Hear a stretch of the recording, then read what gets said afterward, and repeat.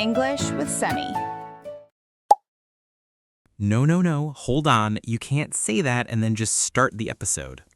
I can. Watch me. Hello, everyone. Welcome to English Boost Podcast. She just told me 30 seconds before we started recording that she's been doing something for 8 months and never mentioned it. 8 months, Sunny. It's not interesting. Let the people decide. Fine. Okay. Hi, everyone. I'm Sunny. That's Cris. We speak clearly, we go at a comfortable pace, and near the end, we'll walk back through the useful words we use today, so you can take a few with you. And she does pottery. I take a ceramics class on Thursday evenings. Show me something you've made. No. Sunny? Cris, I'm not being modest. I want you to understand. 8 months, 32 classes, and I have produced one object that a human being could use. One. It's a bowl. It's not round. One side is thick and one side is thin. So if you put water in it, the water sits at an angle, like a boat that's about to have a problem. I keep my keys in it. You keep your keys in the failure bowl. I keep my keys in the failure bowl. And here's the thing, and this is what I want to talk about today.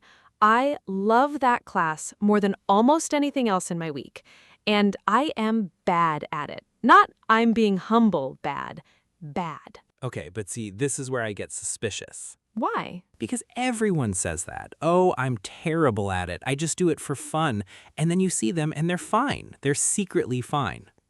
I promise you I am not secretly fine. So the topic is being bad at something on purpose. On purpose, choosing it, which most adults stop doing completely, and I think it costs us something. All right, I'll play the other side for a bit. Please do. Because here's what I hear in my head, and I think a lot of people hear this. My time is limited. I work, I've got things I'm behind on. If I'm going to spend 2 hours on a Thursday evening doing something, shouldn't it be something I'm going to get good at?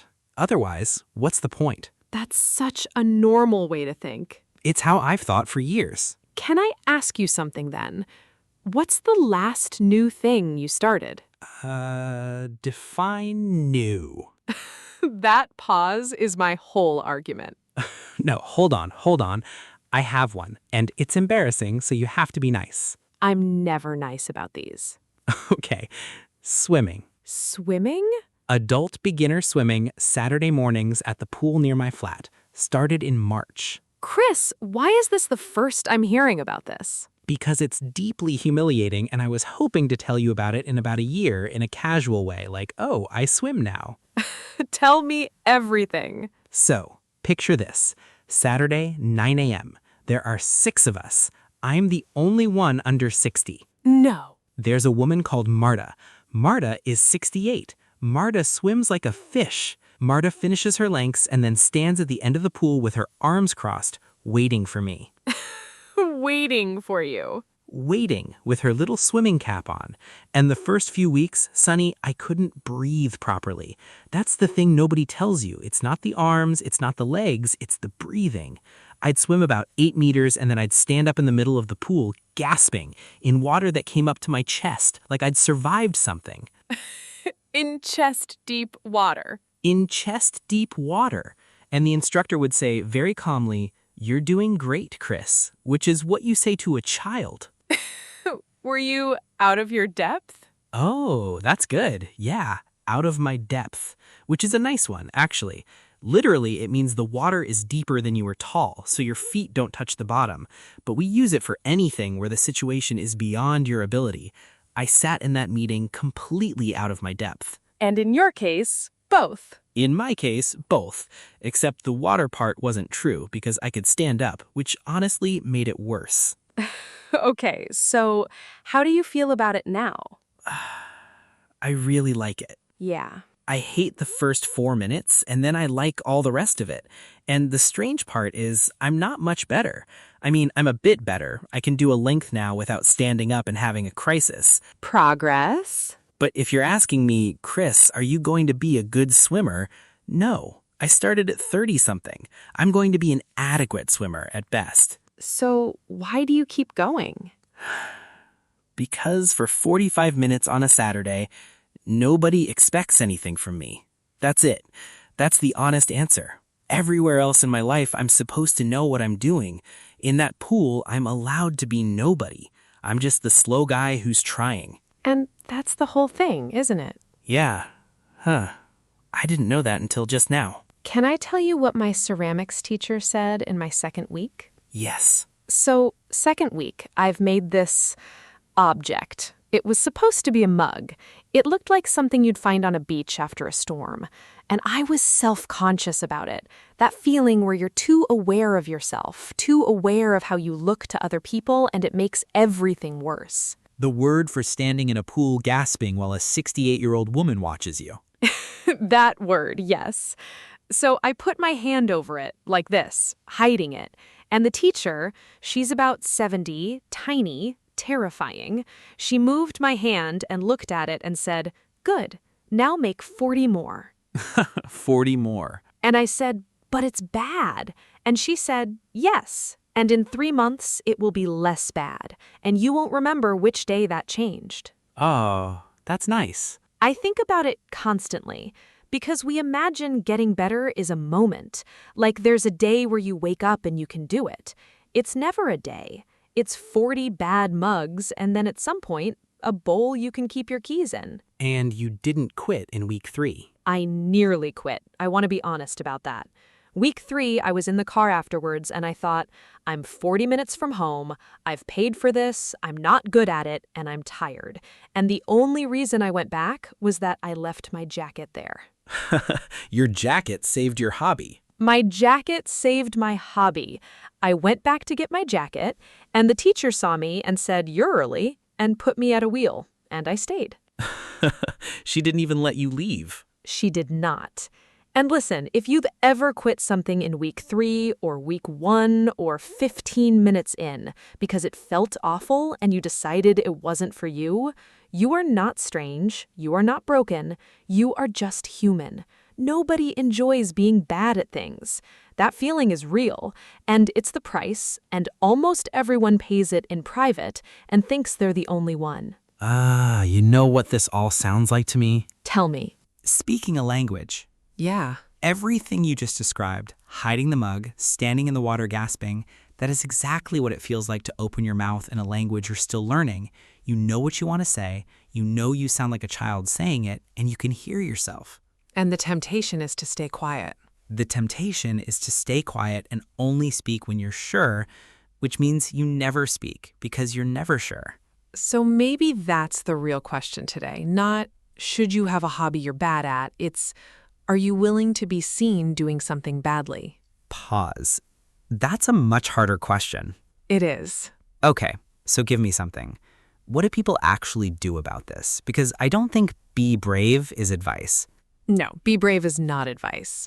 I've got 3 things, and they're small, and I've tested all of them badly. Perfect.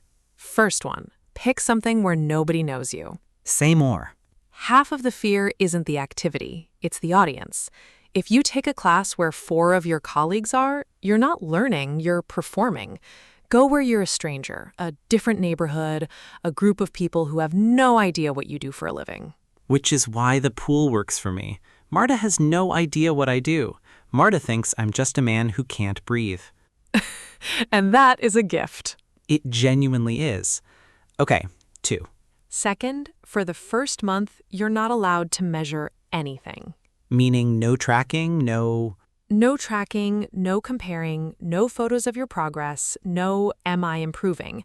The only thing you're allowed to count is whether you showed up. Show up. Just be there, physically. That's the whole standard. Can I push on that one? Go ahead. Because I do want to get better. That's not a shameful thing. If I'm swimming every Saturday, part of me wants to swim well eventually. Are you telling me that's wrong? No, not at all. Getting better is lovely. I'm saying it can't be the ticket price. Explain that. If improvement is the only reason you're allowed to be there, then every slow week becomes evidence that you should quit. You start needing results in order to justify the time. And that pressure is exactly what made you avoid new things in the first place. So improvement is allowed to be a nice surprise, but not the rent. Yes. Better than mine. Yes. Okay, third. Third, keep the evidence. The failure bowl. The failure bowl. Keep one thing from when you were terrible. The wobbly bowl, the first recording of you singing, the notebook page from your first week of English where you wrote 3 sentences and 2 of them were wrong. Don't throw it away and don't hide it. Put it where you'll see it. Why? Genuinely. Because my instinct is to burn all of that. Because in a year, you'll look at it and feel something you cannot get any other way. Not, look how far I've come in an inspirational poster way. It's quieter than that. It's more like meeting the person who kept going before there was any proof it was worth it. Yeah. Okay. And here's the small challenge, if you want one. This week, do one thing you're bad at on purpose for 20 minutes. Not to get good at it. 20 minutes. And if you're listening to this to practice English, you already have one. You've already got the perfect thing. Say something out loud today that you're not confident about. One sentence. To a person, to a video, to your own reflection. I don't care. Be the slow guy in the pool. Be the slow guy in the pool. Marta doesn't mind. All right, let's slow it down and go back through the useful words. Starting with mine because I earned it. Out of your depth. Water deeper than you're tall or any situation beyond your ability. I was completely out of my depth in that interview. Say it with us. Out of my depth. Self-conscious. Too aware of yourself and how others might see you in an uncomfortable way. I felt self-conscious speaking in front of the group. Try it slowly. Self-conscious. To make a fool of yourself. To do something embarrassing in front of other people. I made a fool of myself at the pool and I survived. One more time. Make a fool of yourself. To give something a shot. To try it, especially something new or uncertain. You can also say, give it a go. I'd never done pottery, but I gave it a shot. Say that with us. Give it a shot. Rusty. When you used to be able to do something, but you haven't practiced in a long time, like metal that's been left in the rain. My English is a bit rusty. Repeat after me. Rusty. To get the hang of something. To start to understand how to do it, usually after some struggle. By week 5, I was getting the hang of it. Let's say it together. Get the hang of it. To cringe, that physical feeling of embarrassment when you hear your own voice on a recording and your whole body reacts. I cringed when I watched the video back. Give it a try. Cringe. To laugh it off. To react to something embarrassing by laughing so it doesn't hurt as much. I fell over in class and just laughed it off. One more time. Laugh it off. To stick with something. To continue with it even when it's hard or slow. It was awful for a month, but I stuck with it. Say it slowly. Stick with it. And to show up. Just be there. Sometimes it's the only thing you have to do. Some weeks, all I did was show up. Last one. Show up. 10. Take 2. Take 1, honestly. Take the one you'd actually say this week. All right.